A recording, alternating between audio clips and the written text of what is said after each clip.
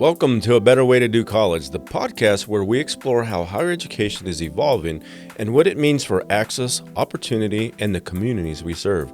I'm your host, Dr. Stephen Gonzales, Chancellor of the Maricopa Community Colleges. April is Community College Month, and in honor of that, today's episode is about what community really means, what it looks like, what it feels like, and what it takes to build and sustain it. Community colleges are, of course, community institutions, but this conversation will expand on what the word means in practice and how higher education can serve not just students, but entire regions when we truly embody it. To explore this, my guest today is Paul J. Luna, President and CEO of Helios Education Foundation, a longtime partner of Maricopa Community Colleges. For more than a decade, Helios and Maricopa have worked together to expand opportunity for students and help build stronger, more connected communities across our region. In this conversation, we will discuss what it takes to make a community strong, what it takes to sustain one, and what becomes possible when colleges and partners come together to truly serve the people and places around them. So let's explore a better way to do college.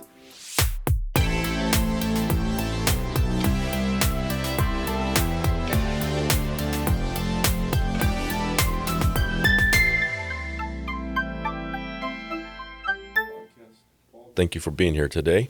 Tell us a little bit about yourself, the role that you're in, and the organization that you work for. Well, thank you, Chancellor Gonzales, for the opportunity to be with you and to talk about education and the importance of that. My name is Paul Luna. I'm the President and CEO of Helios Education Foundation, as you just said. And Helios was created a little over 20 years ago through the conversion and sale of a student loan organization. Mm-hmm. Our founding board, our founding chairman, a gentleman by the name of Vince Roy at the time, was the chairman and CEO of Southwest Student Services that provided student loans to predominantly students in Arizona who were trying to achieve some type of post-secondary degree. Mm-hmm. As a board and as leaders committed to that work, they saw an opportunity actually to convert the foundation, basically sell its assets and create Helios, and to then be able to operate more as a broader community-focused, community-engaged organization, but with the same mission. And that's why I wanted to acknowledge the roots of being a student loan company. By the time they converted the organization, they were providing student loans in Arizona and Florida. So now as Helios Education Foundation, we focus on those two states. We give back to the two states that had supported Southwest Student Services. And the mission is very simple. We want every student in Arizona and Florida to be successful in post-secondary education. Right. We're committed to education attainment.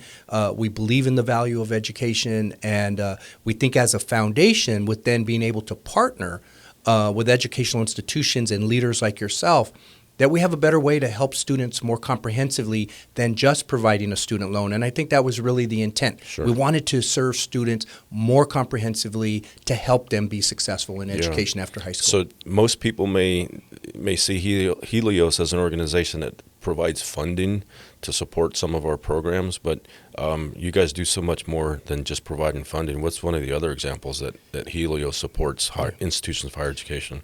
Well, thank you. It's actually from the very beginning that was kind of the aspirational idea of Helios as an education foundation with an endowment that we're able to utilize those resources. So there's an element of our work from the very beginning that has been grant making and investing, and we think that's an important part. But the idea of Helios was to be, from the very beginning, more than a grant-making organization. Right. And what we mean by that is we really want to actively engage in the work. So we have, in addition to our grant making, we provide support with research and evaluation. We want to kind of lean in with data and to be a data-driven organization, to have facts and information guide the type of work that we do. We also have public policy and advocacy because we know so much about education and how we might make change to improve student outcomes oftentimes requires policy support. And we think research, evaluation, public policy, advocacy, sharing our learnings is all part of being what we call a more community-engaged organization, and that's what we aspire to be. Well, having served in this role for the last 6.5 years, I can attest to everything that you've just said. And it's you have things written in documents about what Helios is, but through your leadership and your staff and your board, you guys certainly live out your mission, vision, and values, which is a nice segue into this next question. So community is a core belief of both Helios and obviously the Maricopa Community Colleges. It's in our name. And when we say community, what do we mean in practice, and what does it look like when it's working? Yeah. When we talk about Helios, and one of the things that we share about the organization is that we have 4 fundamental beliefs. One of them is education is an investment and not an expense. And we think that's an important message and belief to have. Secondly, we believe in equity in education. And what we mean by equity is that it's back to this idea of every student. Every student, regardless of your background and where your interest might be, color of your skin, anything, every student should have opportunity to be successful, to excel in educational opportunities. We believe in partnership. Because we know that only through partnerships, like partnerships with yours that we've had such a rich history of engagement with, can we actually have real impact in supporting students. But the 4th belief is this idea of community, because we actually believe that education changes lives and makes our communities better. Sure. And that's really what we're all about. We're about making our communities better through education success, and we fully embrace that. Right. We fully embrace how we think about community to remind ourselves that at the end of the day, education success for all of our students is ultimately to improve our communities and to make our communities better, Sure. stronger, more economically viable, which I know is really at the heart of the community colleges. Absolutely. So one of the 4 pillars, one of the things that stuck out to me is that you said that Helios believes that education is an investment. So you're investing in education. Typically, when you invest in something, you expect some sort of return on investment. Yeah. So what's the return on investment that Helios, maybe expect is a strong word, but would love to see out of the investment that Helios is making? And I think you've really hit on the essence of why we have a fundamental belief in investment in education, right? In business, you reduce expenses and you lean into strategic investments that you know are going to help you to build better. Right. And that's where the return on investment comes from. Well, that's the same philosophy we're bringing with our belief. Yep. Is we believe that in order to improve our communities long term, in order to support the interest of how we make our communities better, there's no greater investment that we can make than investing in education, in our students, in our educational institutions, because that's what's going to deliver the greatest impact of improved community, societal, economic outcomes is through that investment in education. And that's really how we're leaning in. That's what we mean by that. Sure. There's always the long-standing debate on whether education is a public or private good, and I don't want to make any assumptions, but it sounds like Helios believes that it's very much a public good. Oh, without a doubt. And so much of our work is grounded in public education. And not that we don't see and recognize the value of broad, diverse choice in education, and we think that's all really good. But we're grounded as an organization in that belief, as you said, that education is a public good. It's as much a infrastructure of what makes our society and our communities better and strong is when you have a strong education system and you have opportunities for students to get that education, which we know leads to greater opportunities, right. Greater economic impact, and ultimately, I think, makes the type of communities that we all want to live and work in. Yeah, that's wonderful, Paul. I try not to hold this against you, having been somebody that grew up in a small town of Coolidge. You're from Miami, Arizona. And you were also a first-generation college student. I was also a first-generation college student. So when you think back, what did community mean for you and your family, and how does it shape how you lead today? Well, I'll start with, as you say, we come from these small, rural communities of Arizona, and I think what you're alluding to is the acknowledgement that we have a lot of pride in our community and these rivalries that we had. I remember the sports games that we played against Coolidge, and sometimes we won, sometimes we lost, but you remember that. But that's really what's grounded in community. Right, is that community pride, that community spirit, and it's great to kind of keep those rivalries going. But at the same time, as life moves on, what you also recognize is, the people that from other communities that you were competing with when you were younger are now your friends and your colleagues, and you have that common background, and there's strength in that understanding. Mm-hmm. And so I start there because I think that's really when you start to think about, well, what does community really mean and why is it important? It's because that's how we shape the future of our state, is community by community. Right. And some of us, like we said, grew up in rural communities. Well, that's a very different environment than growing up in inner city urban community environment. It certainly is. It doesn't make it any better or any worse. It just acknowledges that the different communities we come from bring different values, different perspectives. And to lean into that, I think, is what we all can gain strength from. Right. And again, back to pride of community. So the same pride I might have as being a Miami Vandal for life, but I also feel that as an Arizona native. Mm-hmm. And I still feel that as part of now being part of the Valley community here for many, many years and raising kids here. That's still the pride that we feel, and it comes from community. Sure. So I wondered if maybe you experienced this. Having grown up in a small town, everybody in town knew that I was going off to college, and when they would see me back in town at the store or at an athletic event, they would ask how I was doing, how is school going, yeah. Right? In some ways, that's a level of accountability of your community, believing in you, wanting you to go on and do better things. You went on to Stanford University out of high school, right? Yes. So. And were you also playing baseball? I got there through being recruited by a baseball coach there, who's the one that handed me the application. I never played a lot of baseball there, but that's how I got there. Well, so in addition to going to prestigious academic university and then possibly having an athletic responsibility, what was that pressure like for you from the community when you would come home to visit? You feel it. Yeah. I will say it. You feel that sense of support and pride in the community that they, because you get a lot of support and encouragement. Mm-hmm. I know I did, and many of my colleagues and friends, growing up. But you also feel a little bit of that responsibility, right? But that, I think, what's important about, acknowledging what you just said about how when you come back home, people ask, how are you doing? How's it going?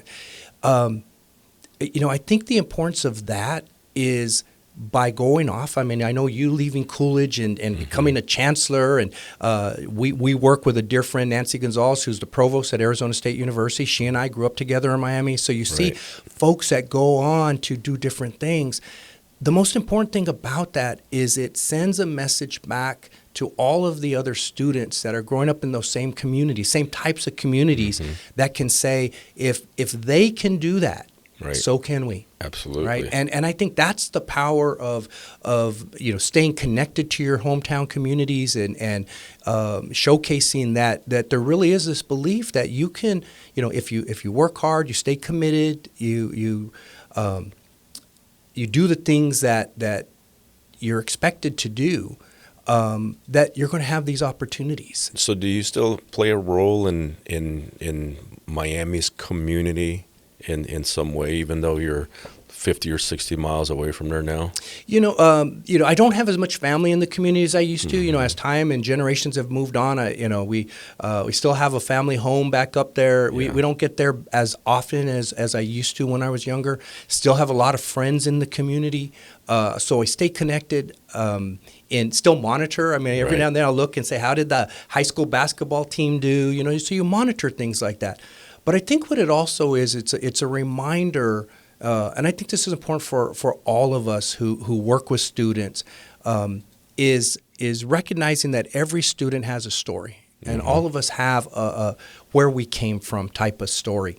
And for those of us who grew up in those rural communities, I think what we hope to convey back is, whether it's Miami or Coolidge or Superior, where my wife is from, is an acknowledgement that we never forget where we came from, and we remember all the students that are still there today. Right. And so as we do our work and we focus on education and improving education overall as a system, as a state, we're always mindful that it's for all of these students, and it's for many of those students that are still growing up in those rural communities. Sure. And how do we make sure we support their needs? And the community colleges in particular, kind of pivoting to the unique role of the colleges, is there's no more grounded, geographically present educational institutions of higher education in those communities than the community colleges. Yep. They're grounded, embedded in those communities, and that's what I think makes them uniquely special in serving students, is that they're there and they understand the needs of the students today.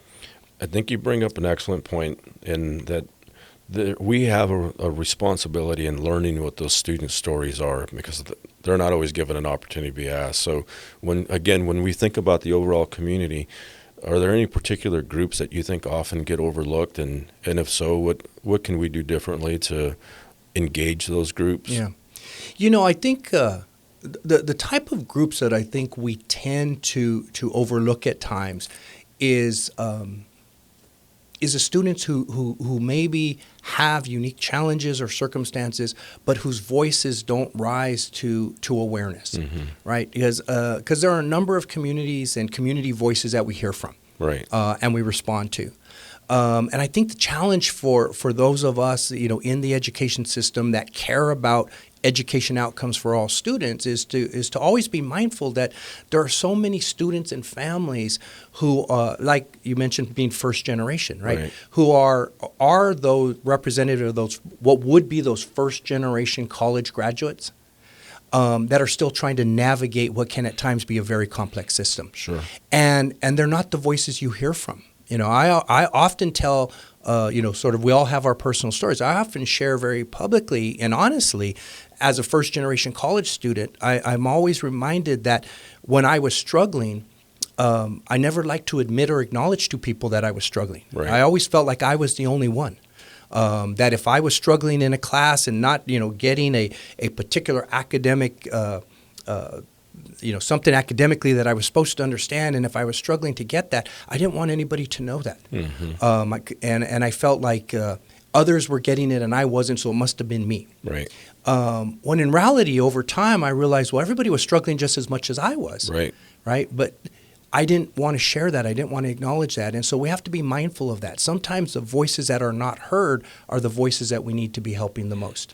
And I see it different in my own kids now who with my wife, who is a first-generation college graduate herself, our kids are very different. When they're struggling, they're very open. They're like, hey, I'm not getting this. I might need some help. And they're more willing to put themselves out there and look for support and look for resources because they know that they need some assistance. Sure. And that's why I always try to be mindful of the voices that we're not hearing from. Speaking of students, a lot of them are only one setback away from stopping out. And definition of stop out at our level, it means that they just quit, and they may or may not come back. And while we're waiting to see if they're going to come back, we say that they're a stop out. We don't like to use drop out because we like to think that they're eventually going to come back with some help. So again, a lot of students are only one setback away from stopping out. In that moment, what does it look like when a college truly embodies communities? I think that's an acknowledgement that the work we do in education is community work. And we always describe it as such, right? But the support for the student has to come from the community itself, from all of us, and we try to be very mindful of that. We mentioned earlier that one of the roles that Helios likes to play is to bring research and information and data, and we've done a lot of research around the most successful way to support students financially, and traditionally that would just say scholarship, right? Sure. Pay for their tuition. But what we've learned through research is the point I think you're making, which is just to provide a student with financial support to pay for their college or pay for their tuition doesn't guarantee that that's going to meet all of their needs financially in order to then ultimately stay engaged as a student and earn that degree. Because it could be some other factor of financial crisis, and it might not even be a big crisis, relatively speaking, that could impact that student's ability to stay in school. Right. So the best scholarship programs that I know you all know and we all work together on to try to make sure we fulfill is programs that provide all of the wraparound services that a student might need, to understand that student holistically and what's happening with them and their family. And sometimes it's food insecurities, it's transportation challenges, it might be so many other factors that prevent that student from being successful. And we're not even, the student isn't having any challenges academically. They're given an opportunity to be in the classroom, they're going to perform. Right. But if we don't address all of the other factors that the student might be engaging in, we're not even going to allow them to be successful in the classroom. Right. So wraparound So support. the wraparound services are so important. Very important. And that's where, again, back to, that's what the community brings. Yeah.